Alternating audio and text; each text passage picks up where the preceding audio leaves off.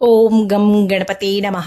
మాఘపురాణము 25వ అధ్యాయము 25వ రోజు కథ. వానరముఖుడైన విశ్వామిత్రుడు. అదేంటి, అంత మహా తపస్శాలి అయిన విశ్వామిత్రుడికి కోతి ముఖం ఎలా వచ్చింది? గంధర్వుడు ఎవరు?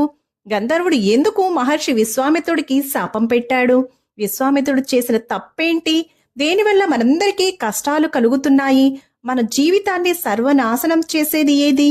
ఇలాంటి ఎన్నో ఆసక్తికర విశేషాలు ఈ వీడియోలో ఉండబోతున్నాయి. ఎంతో interesting video.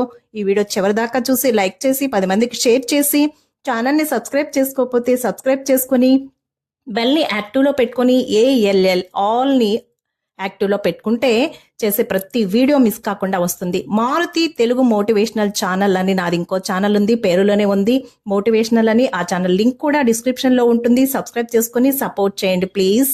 Welcome back to Anu devotional voice. నేను మీ అను. ఈ మాఘమాస నదీ స్నానము మానవులకి కాక గంధర్వులకు కూడా పవిత్రమైనది. మాఘమాస నదీ స్నానం వల్ల గంధర్వులు కూడా సత్ఫలితాలను పొందగలిగారు. పూర్వము ఒక గంధర్వుడు తన ప్రియసఖితో భూలోక విహారానికై వచ్చాడు. అది మాఘమాసము. గంగా నది చూడబోతే కళకళ్లాడుతూ ఉంది.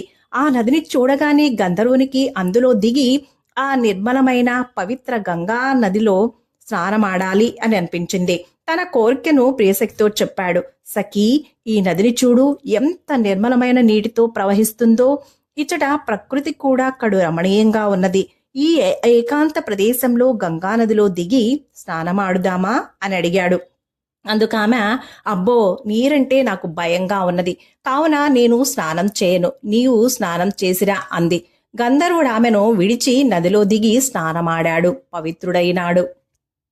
స్నానం చేసిన తర్వాత గంధర్వుడు, చెలి రా పోదామంటూ పైకెగరసాగాడు. గంధర్వుడు మాత్రం పోవుచున్నాడు, కానీ ఆమె వెళ్లలేకపోతుంది.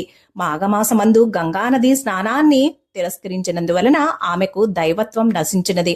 ఎంత ప్రయత్నించినా ఆమె తన ప్రియునితో పాటు గంధర్వ లోకానికి వెళ్లలేకపోవడంతో గంధర్వుడు ఆమెను విడిచి తానొక్కడే తన లోకానికి వెళ్లిపోయాడు. గంధర్వ కన్య ఒంటరిదైపోయింది. ఆమె అడవిలో అటూ ఇటూ తిరుగుతూ విశ్వామిత్రుని ఆశ్రమానికి వెళ్ళింది. వయ్యారంగా అటూ ఇటూ చూడసాగింది. ఇంతలో విశ్వామిత్రుడు ఆ గంధర్వ కన్యను చూశాడు. ఆమె ముగ్ధ మనోహర సౌందర్యానికి చెలించిపోయాడు. ఎవరి అతిలోక సుందరి అనుకుని ఆమెను సమీపించి తన వలపు చేష్టలతో ఆమెను ఆకర్షించాడు. ఇద్దరు ఒకరినొకరు ప్రేమించుకున్నారు. ఆమె అందం విశ్వామిత్రుణ్ణి కలవరపెట్టింది. ఆమెతో సరసల్లాపాలాడుతూ కామ క్రీడలలో మునిగి తేలుతూ రత్యానందాన్ని పొందసాగాడు. తనివి తీరని విశ్వామిత్రుడు మరలా మరలా ఆమెతో క్రీడిస్తూ రత్యానందాన్ని పొందుతుండగా ఆ గంధర్వుడు తన ప్రియురాల్ని వెతుక్కుంటూ వచ్చి ఆ దృశ్యాన్ని చూశాడు. విశ్వామిత్రుడు గంధర్వ కన్యతో రతి క్రీడలో తన్మయుడై మునిగి తేలుతుండటంతో వచ్చిన గంధర్వుణ్ణి గమనించలేదు. వారిద్దరూ పరిసరాలను మరచి రతి క్రీడను సలుపుతున్నారు. గంధర్వుడు కోపించి, ఓరి, నీవు ఋషివయ్యుండి కూడా కామ కోరికను విడనాడలేదు. కామంతో కన్ను మిన్ను కానక ప్రవర్తిస్తున్నావు.